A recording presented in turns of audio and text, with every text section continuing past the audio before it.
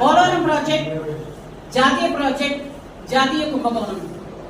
జాతీయ కుంభకోణం ఎందులోనంటే పనిలోని, అందులో ఆర్థిక లావాదేవీలోని, R&R అమలులో కూడా జరిగింది.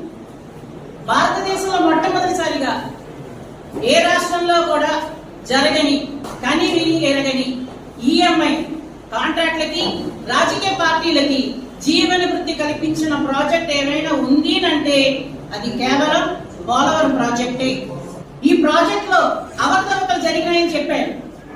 1 డే 1 పేమెంట్, నో అకౌంటబిలిటీ.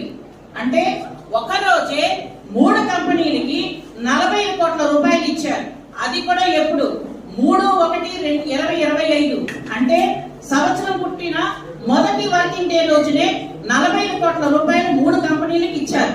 మీకు క్వాలిటీ కన్స్ట్రక్షన్ చెయ్యకుండా, ఏ రకమైన CWC యొక్క నమూనాలు ఫాలో అవ్వకుండా మీరు ప్రాజెక్ట్ చేసి కాంట్రాక్ట్లకి బిల్లులు ఎలా రిలీజ్ చేశారు?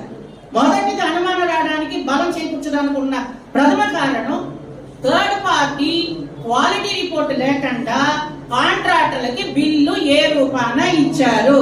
రెండోది, ఇక్కడ బ్యాంక్ గ్యారంటీ కానీ, ఎక్కడ బ్యాంక్ షూరిటీ లేకుండా, వడ్డీ లేకుండా పని మొదటకు ముందే ప్రభుత్వం కాంట్రాక్టర్లకి ఎందుకు ఫండ్స్ ఇచ్చింది?